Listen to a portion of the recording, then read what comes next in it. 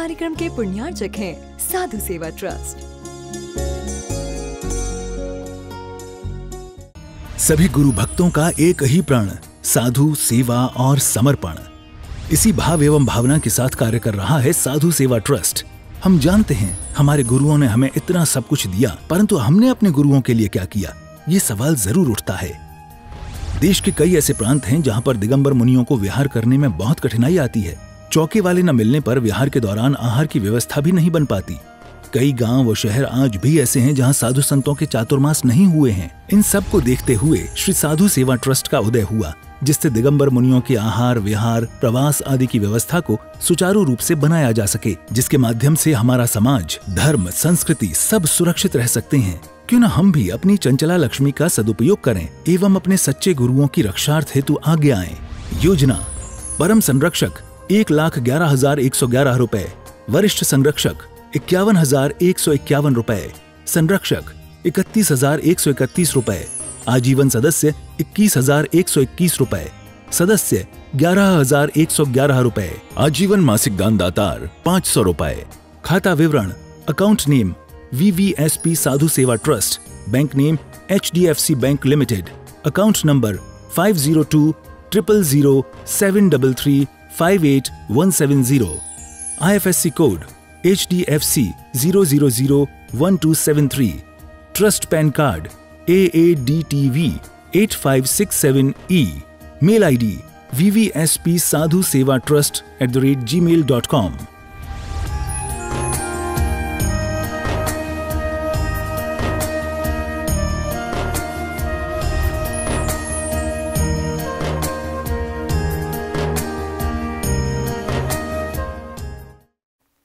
जीवमजीवं दव्वं जिन्वर वसेण जेणणी दिठं देविन्दविन्दवन्दं वन्दे तं सर्वदा शिरसा।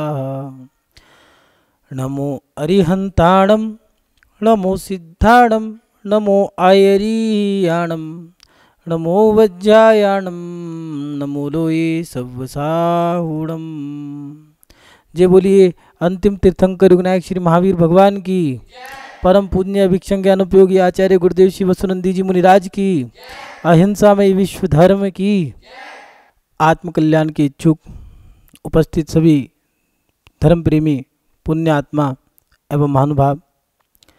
जब हमें इस संसार का व्यक्ति ठोकर मार देता है, जिससे हमारी आसक्ति है, वो बेटा, बेटी, पति या पत्नी हमें धोखा दे देते हैं, उस समय हमें संसार से विरक्ति होने लगती है।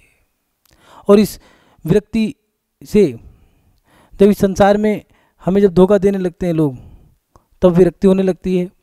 और जब इस संसार में हमें समय पर अच्छा लड़का मिल गया हो, अच्छी लड़की मिल गई हो, संतान हो गई हो, या मकान दुकान अच्छे मिल गए हो, व्यापार अच्छा चल रहा हो, सारी वस्तुएं या उपाधियाँ उपलब्धियाँ मिलती जा रही हैं, तो हमें संसार अच्छा लगने लगता है और हमारी विरक्ति कम होने लगती है। फिर सबसे बड़ी समस्या जो है वो ये समस्या है कि हम इस संसार में अपने जीवन में अपना वैराग, अपने संसार को छोड़ने के लिए और इस मोक्ष मार्ग पे आगे बढ़ने के लिए आए थे।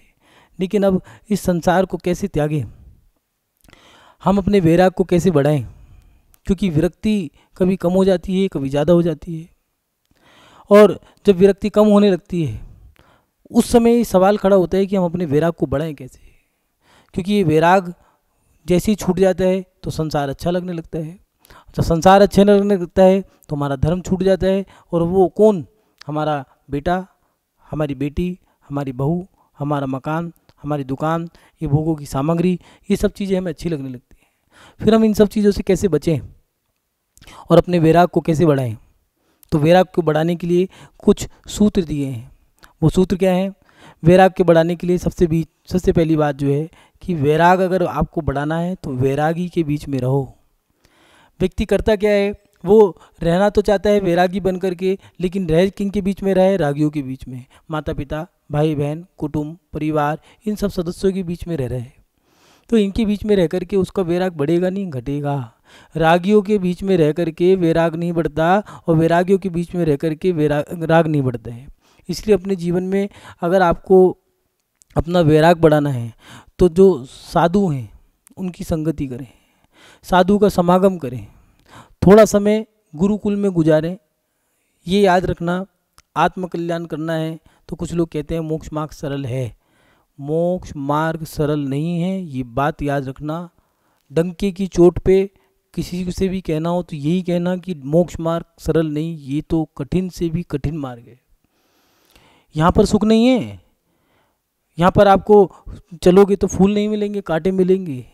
आपको यहाँ पर धूप, गर्मी, सर्दी, बरसात सब सहन करने हैं, और इनको सहन करने के बाद क्या होगा? कुछ नहीं, कषाय कम हुई हैं। मोक्ष के लिए तो बहुत बड़ी साधना करनी है। रेत से तेल निकलना आसान है, आग को खाना आसान है, लोहे के चने चबाने आसान है, मगर साधु बनना आसान नहीं है। इसलिए अपने जीवन में पहले वैराग पैदा करो। कुछ लोग थोड़ा सा जल्दी में कि हमें जल्दी से घर छोड़ें और घर छोड़ते के साथ ही साधु बन जाएं, मोक्ष चले जाएंगे। मोक्ष मार्ग आकुलता का नहीं है, निराकुलता का है। आकुल व्याकुल नहीं होना है यहाँ पे। यहाँ तो सरलता से, धीमी गति से, आप लोग पढ़ते हो ना, सतगुरु मैं तेरी पतंग, तो ये मोक्ष मार्ग तो पतंग की तरह से धीरे धीरे उड़ती है, एकदम नहीं उड़ती है। और जो एकदम उड़ती हैं तो उनकी डोर कट जाती है। जैसे कभी तेज आंधी चली और पतंग को ऐसे करा और छोड़ दिया तो उड़ जाती हैं, तो वो आंधी में बह भी जाती हैं। इसीलिए मोक्ष मार्ग जो है ये सरलता का मार्ग है। इसलिए अपने जीवन में अगर वैराग को बढ़ाना है तो पहले साधुओं की संगति तो करो, साधु के पास रहो, अपने साधु की संगति को मजबूत करो। जो आपने गुरु बनाए हैं उनके गुरु के पास रहो, गुरुकुल में रहो। लेकिन गुरुकुल के नियम सरल नहीं है। आते हैं बहुत सारे लोग हमारे पास आते हैं, साल भर 2 साल रुकने के बाद चले जाते हैं। क्यों भैया? हम तो जा रहे हैं। क्या हुआ? कुछ नहीं, वहाँ तो व्यवस्था कमज़ोर है।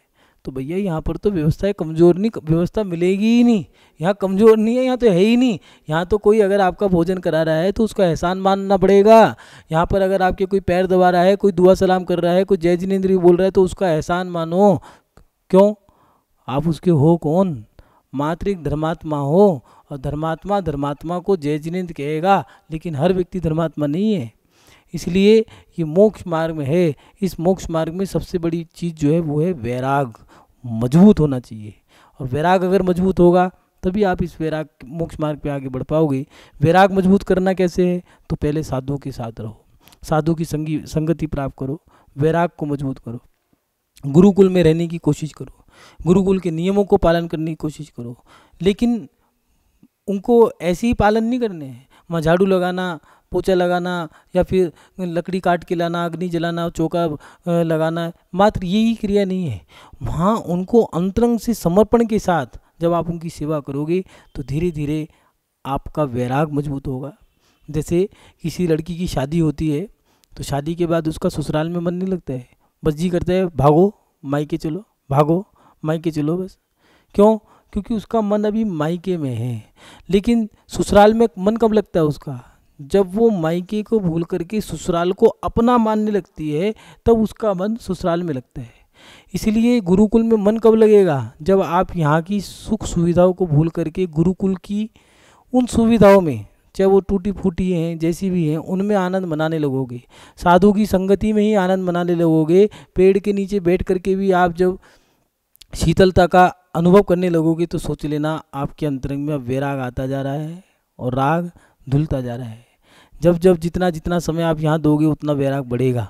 इसलिए वैराग को बढ़ाने के लिए गुरु की संगति, साधु का समागम, गुरुकुल में रुकना, ये सारी क्रिया आपको करनी चाहिए। दूसरी बात, वैराग को बढ़ाने का दूसरा उपाय है 12 भावनाओं का चिंतन। वो क्या? एकत्व भावना, मेरा कोई नहीं है। लोग पूछते हैं महाराज जी आपको वैराग कैसे हुआ? सभी साधु से पूछते हैं, ऐसा नहीं हमसे भी पूछा है तो आपसे भी पूछा होगा, प्रत्येक साधु से पूछा होगा। इसलिए वैराग कैसे हुआ है उन लोगों को पहले बता दें भैया। जितने भी साधु हैं, चाहे वो अरिहंत हों चाहे कोई भी साधु हों, वैराग जब भी होगा 12 भावनाओं से होगा। हाँ ये जरूर है कि 12 की 12 एक साथ नहीं, किसी एक भावना से हो जाएगा। संसार भावना, लोक भावना, बोधि दुर्लभ भावना, एकत भावना, असुचि भावना, आसन भावना, संवर भावना, निर्जरा भावना, इन सब चीज़ों इन भावनाओं से विराग होगा। इसलिए विराग अगर बढ़ाना है तो अपने जीवन में एकत भावना, मेरा कोई नहीं है, वो कैसे बढ़ाएं? जब आपके पेट में दर्द हुआ कौन काम आया? एक महिला ने संतान पैदा की। उस समय कहते हैं कि जिस समय एक महिला संतान पैदा करती है जो पीड़ा होती है, 2010 में एक अमेरिका की साइंटिस्ट डॉक्टर थी, उसने एक बात बहुत अच्छी लिखी, मैं पढ़ रहा था आर्टिकल, उस समय तो गृहस्थ अवस्था में थे। उसने लिखा कि जो महिला जब संतान को जन्म देती है, नरक की पीड़ा भी क्या होगी उस समय की जो पीड़ा होती है, लेकिन उस पीड़ा में आपके कौन काम आया? आपका पति, आपके पिता, आपका पुत्र, आपकी बहन, आपकी मम्मी, आपके पिता, अड़ोस पड़ोस, कुटुंब परिवार, कोई काम आया? जब पेट में दर्द हुआ तो आपके कोई काम आया? कोई काम नहीं आया। एकत भावना वो यही कहती है कि मैं अकेला आया था, मैं अकेला जाऊंगा, बस ये भावना का चिंतन करके आप अपने विराग को बढ़ा सकते हो। एकत भावना, उसके साथ साथ लोक भावना, मुझे उसने धोखा दे दिया, मुझे उसने मार दिया, मुझे मेरे साथ उसने छल कपट किया, मेरे साथ उसने ऐसा कर दिया। तुम्हारे साथ कुछ नहीं किया है, ये सबके साथ ही यही होता है, कोई नई बात नहीं है। इसी का नाम संसार है, यही संसार भावना का नाम है। इसका चिंतन करना कि संसार में सब धोखा ही देते हैं। संसार में राम ने सीता को क्या दिया था? गर्भवती थी, पीक टाइम था, उस समय संतान पैदा करने का समय हो चुका था, 9वां मास चल रहा था।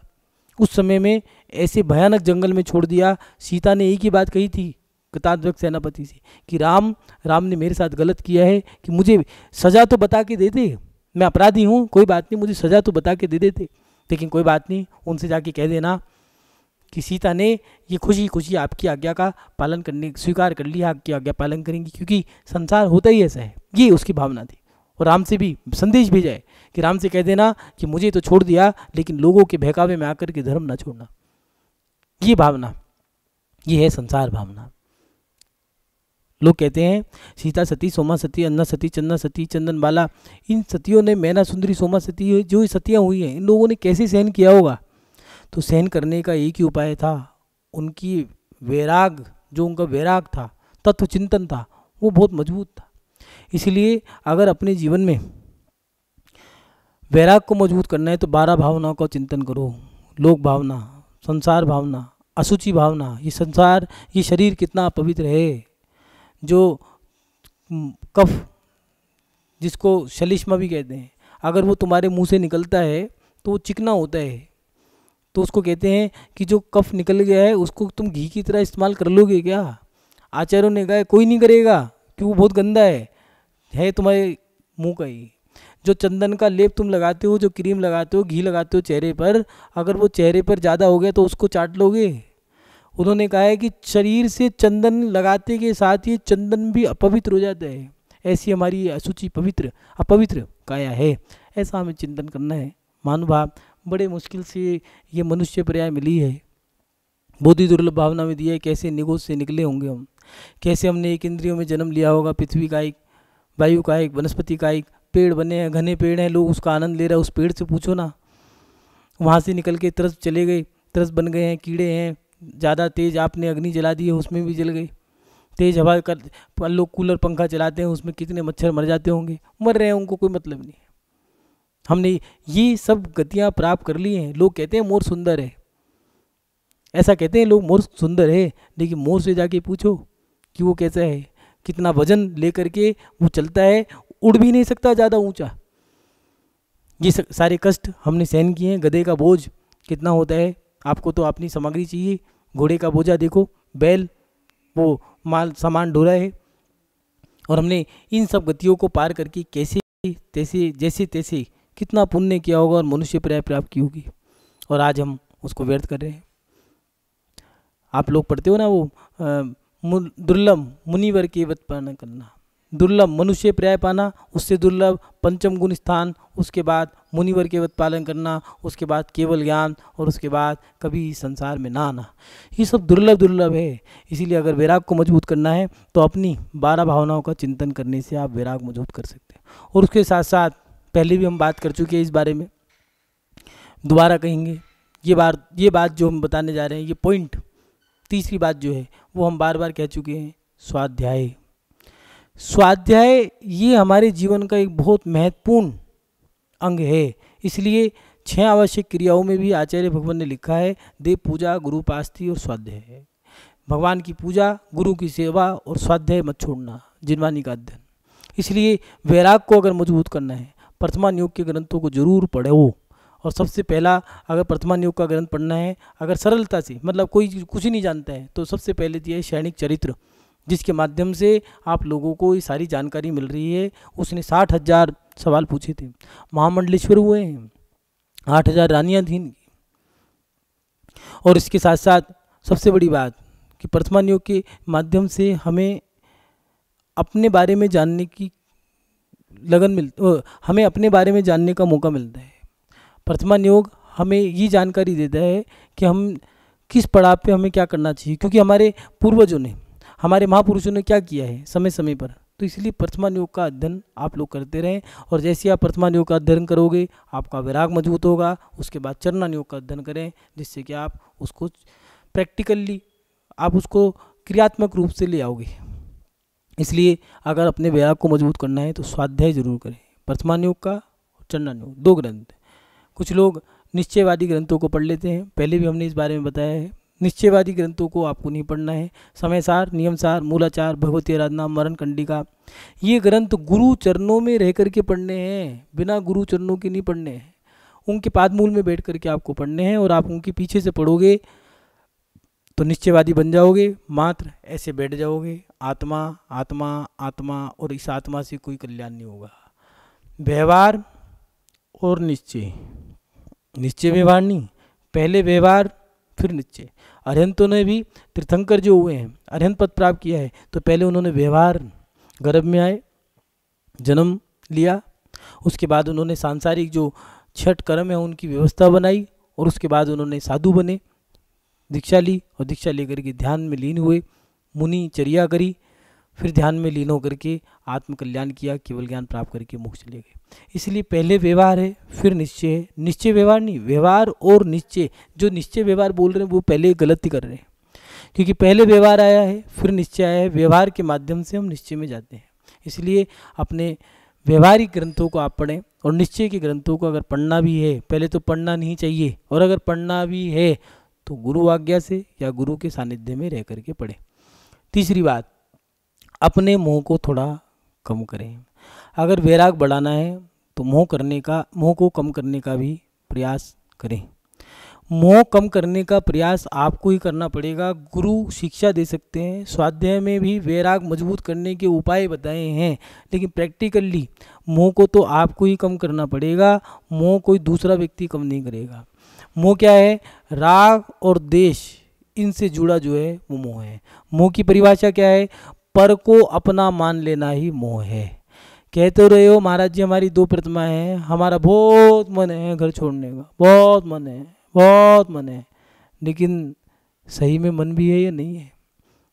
जिस बेटे के साथ आपने अपने जीवन के 25-30 साल गुजार लिए हैं, उस बेटे को छोड़ सकते हो? जो पंचकल्याणक प्राण प्रतिष्ठा महोत्सव होते हैं, उसमें भगवान के माता पिता बनते हैं। पहले दिन गर्भ कल्याणक, दूसरे दिन जन्म कल्याणक, और तीसरे दिन जन्म कल्याणक की क्रियाओं के बाद आधा दिन जब बीत जाता है तब आता है तब कल्याणक, दीक्षा होती है। माता पिता का रोल मात्र गर्भ, जन्म और जो 6 आवश्यक क्रियाएं थी वहाँ तक का ही रहता है। तब तक वो माता पिता हैं, जैसी दीक्षा ले लेते हैं तो उनका रोल खत्म। 2.5 दिन के माता पिता कहलाते हैं, 2.5 दिन तक उनका रोल रहता है, फिर उनका त्याग कर दिया, समाप्त। लेकिन उस 2.5 दिन के अंदर उन्हें उस पाषाण से, उस बिंब से इतना राग हो जाता है कि जब वो मुनि बनकर दीक्षा लेकर के जाते हैं, विहार करते हैं, वो क्रिया दिखाते हैं जब, तो बिलक बिलक के रोते हैं। और पंचकल्याणक समाप्त होने के बाद कई दिनों तक मन नहीं लगता है। क्यों? ऐसा लगता है कि मेरे बेटे ने स्वयं के बेटे ने दीक्षा ले ली। उस 2.5 दिन के पत्थर से मोह हो जाता है। ये तो 25 साल का बेटा है, इससे मोह कम हुआ है या नहीं हुआ? कहना बड़ा आसान है। बेटियों की शादी तो हो गई, महाराज जी हमने सब कुछ छोड़ दिया, बेटियों को बिहा दिया, बेटे को शादी कर दी है, सब कुछ छोड़ दिया, सबको सौंप दिया, लेकिन सौंपा है नहीं सौंपा है। बाहर से तो दे दिया लेकिन अंदर से सौंपा या नहीं सौंपा।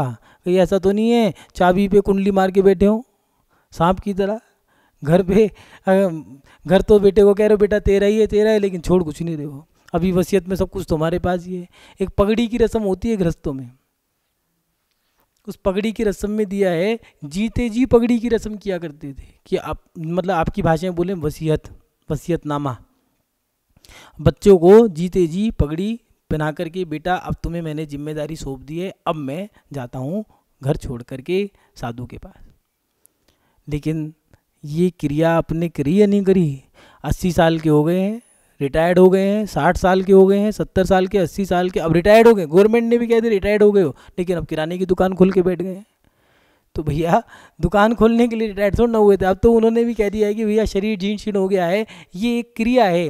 जब आप गर्भान्य क्रियाओं को पढ़ोगे तो उसमें दिया है कि जब बच्चा बड़ा हो गया है, शादी कर दी है, बच्चे को व्यापार सौंप दिया है, दुकान मकान सौंप दिया है, तो अब आप अपने योग धारण करने की क्रिया को भी करें। 50 साल की उम्र में आपको धीरे धीरे घर को छोड़ना है और गुरु को पकड़ना है।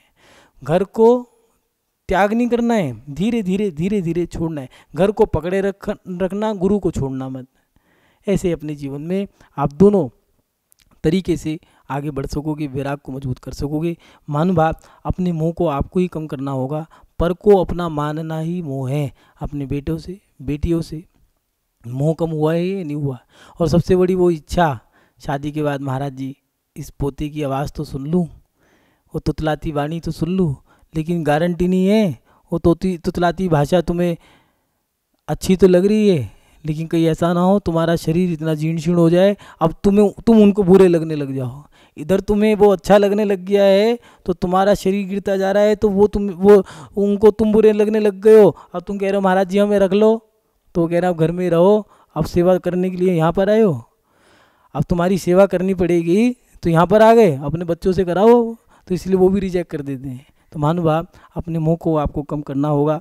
वैरागी का जीवन बीच का रास्ता है। वो ना तो अभी मोक्ष मार्ग पे बढ़ा है, ना ही वो संसार में फंसा है, वो बीच में है, दुविधा में है। मैं क्या करूं क्या ना करूं, उसके मन में ही रहता है। उस समय सही गुरु की उसे आवश्यकता होती है और उसको उस समय में सही व्यक्ति से जुड़ जाना चाहिए। कुछ लोग उसका दुरुपयोग भी कर लेते हैं। वैरागी को जैसे मन में आना चाह रहे हैं, नहीं करना चाहिए। वैरागी है वो विरक्त भावनाओं के साथ जी रहा है, हर किसी को सम्मान दे रहा है, वो दुविधा में है मैं क्या करूं क्या ना करूं। तो इसलिए सबसे बड़ी बात जो है, अगर वैरागी किसी व्यक्ति को वैराग उत्पन्न हो गया है तो वो सही दिशा माने सच्चे गुरु। कुछ लोग ब्रह्मचारी, ब्रह्मचारिणी, पंडित, प्रतिष्ठाचार्य इनसे राय लेते हैं, नहीं, गलत है। अगर किसी को वैराग्य हो गया है और उसे धर्मात्मा की सम्मान की दृष्टि से देखना चाहिए। पहली बात तो आपको बता दें, अगर किसी ने वैराग प्राप्त कर लिया है, वैरागी है, तो उसको उस व्यक्ति को सम्मान दो कि वो वैरागी है। आचार्य भगवान कुन स्वामी जी ने लिखा है, जो जानादि अप्पाणम सो जानादि सब्बाणम। जिसने अपने आप को जान लिया उसने सब जान लिया। इसलिए वैरागी व्यक्ति को सम्मान की दृष्टि से देखना चाहिए, वो धर्मात्मा की दृष्टि से देखें, उसे हीन भावना की दृष्टि से ना देखें। दूसरी बात, वैरागी को लोगों से नहीं सच्चे गुरुओं से राय लेनी चाहिए। कुछ लोग अभी बता रहे थे ब्रह्मचारिणी, ब्रह्मचारी, प्रतिष्ठाचार्य, विधानाचार्य, भैया उनसे आप लोग राय लोगे तो आपको बेकार कर देंगे, क्योंकि वो खुद व्यापारी हैं। प्रतिष्ठाचार्य हैं, पंडित हैं, विधानाचार्य हैं, विधान जो कराए विधानाचार्य, प्रतिष्ठा कराए प्रतिष्ठाचार्य, संगीत बजाए संगीतकार। फिर जो ब्रह्म का सेवन कर रहा है, माने वो अब्रह्म का त्याग कर दिया उसने, ऐसा वो ब्रह्म मतलब आत्मा में लीन रहने वाला व्यक्ति ब्रह्मचारी है, वो ब्रह्मचारिणी है। अब आप उनसे राय ले रहे हो, वो क्या करेंगे? वो खुद तो दीक्षा ले नहीं पा रहे, उनको खुद को 20 साल 25 साल, किसी को 30 साल, किसी को 35 साल हो गए, खुद भी कह रहे हैं सुनो घर में रहो, अपना लोटा छानो बस। तो भैया क्यों उनसे राय ले रहे हो? और राय भी कैसी दे रहे हैं? कुछ नहीं, व्यवस्था सब खराब है, रोटी भी खाने को नहीं मिलती है, कुछ नहीं मिलती। क्यों भैया? एक साधु का नाम बताओ कौन भूखा मरा है? ऐसी राय दे करके, ऐसी राय आपने दी, उसका तो कल्याण करने से रोक दिया, लेकिन अपना अकल्याण कर लिया, कर्म बांध दिया। बोला सही राय देते कि भैया उन आचार्य महाराज से मिल लो। इसलिए वैरागी को अगर अपना आत्मकल्याण करना है तो सबसे कहीं ना भटके, वो आचार्यों की शरण में जाए। आचार्य शरणागत है। आज के समय में अच्छे साधु भी हैं, ऐसा नहीं है, आचार्य हैं। उन आचार्यों के पास जाकर के उनसे राय ले। ऐसा नहीं हर साधु के पास जाए, हर उपाध्याय के पास जाए, हर गणनी आर्यिका के पास जाए, गलत। अगर आपको वैराग उत्पन्न हो गया है और आप वैरागी हैं और इस संसार से विरक्ति हो गई है, घर से दुनिया से विरक्ति हो गई है, तो आप अब मोक्ष मार्ग पे आगे बढ़ने जा रहे हो, तो आपको सही दिशा जो है वो आचार्य दिखाएंगे। क्यों?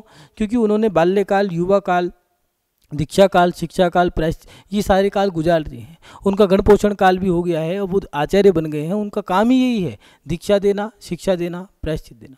तो उनको ये 3 काम हैं। पूज्य आचार्य श्री विद्यानंद जी कहा करते थे, आचार्यों का तो यही धंधा है, दीक्षा देना, शिक्षा देना और प्रायश्चित देना। तो उनसे जाकर के आप सलाह लें कि हमें अब क्या करना चाहिए, वो आपको सही मार्ग दिखाएंगे।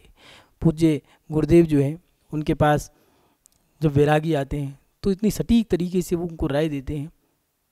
उनको अपना आराध्य बना करके आप उनसे राय ले सकते हैं कि हम अपने जीवन में क्या करना चाहिए। उनके पास जा कर के और तरीका दिया है, ऐसा नहीं हाँ महाराज जी हमें क्या करना है। विनय के साथ, संपूर्ण रूप से समर्पण के साथ आप उनके पास जाएं। एक भेंट लेके जाते हैं, खाली हाथ नहीं लेके जाते। उनके पास जा कर के निवेदन करें कि हमें अपनी आत्मा का कल्याण करना है, हमें क्या करना चाहिए, आप हमें सही मार्गदर्शन दे करके हमें सही मार्ग पे बढ़ाएं। गुरु के पास जाकर के निवेदन किया कि मुझे तो अब मन भर गया मेरा संसार से, मुझे घर छोड़ना है। इसलिए प्राचीन परंपरा है, अगर विरक्ति हो गई है, समोशरण में भी जाकर के हमें दीक्षा लेने का निवेदन कर दिया है। ये याद रखना, कोई दीक्षा नहीं देता, कोई आचार्य, उपाध्याय, साधु, गणनी, आर्यिका कोई दीक्षा नहीं देता। दीक्षा ली जाती है, दी नहीं जाती है। जो दीक्षा देते हैं वो गलत है, जो दीक्षा लेते हैं वो सही है।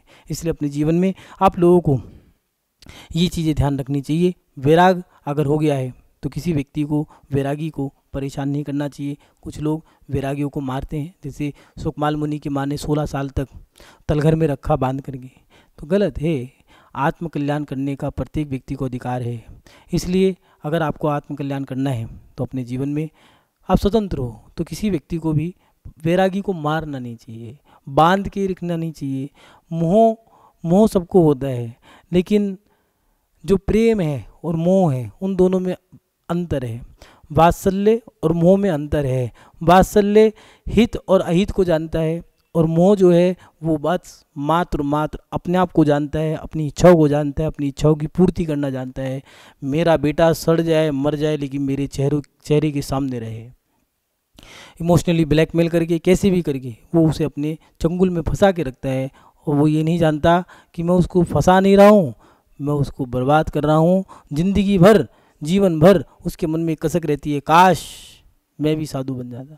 जब वो दीक्षा के कार्यक्रम देखता है, मंच पर वो केश लुंचन की क्रिया, वो दीक्षा की क्रिया को देखते हुए उसकी आंखों से आंसू बहते हैं कि काश मैं भी ये क्रिया कर लेता, लेकिन मेरे माँ बाप ने मुझे भावुकता में ठग लिया, मुझे इमोशनल ब्लैकमेल करके मुझे ठग लिया और मुझे इस संसार में फंसा दिया। तो महानुभाव, अपने वैराग को हम कैसे बढ़ाएं?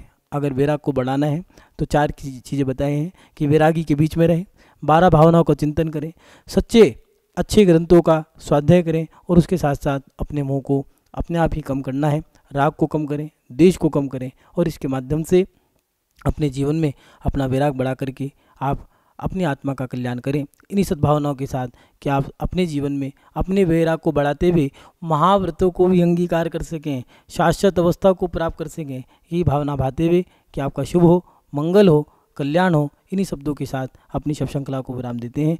जय बोलिए परम पूजनीय आचार्य भगवंत गुरुदेव श्री वसुनंदी जी मुनिराज की, अहिंसामय विश्व धर्म की। इस कार्यक्रम के पुण्यार्चक थे साधु सेवा ट्रस्ट। 1,11,000 रुपए की राशि प्रदान करने वाले दानदाता परिवार Shri Muralidhar ji Kabra son of Jamuna Lal Kabra ji Bhilwara, Shri Vineet Jain Dandawat son of Jeetmal ji Jain Kuwait वाले उदयपुर, श्रीमती इंदुबाला जैन कोठारी भीलवाड़ा, श्री उम्मीद राज जी सन ऑफ राजेश कुमार जैन नागौर, श्री सोहन लाल रजत जैन बोहरा उदयपुर।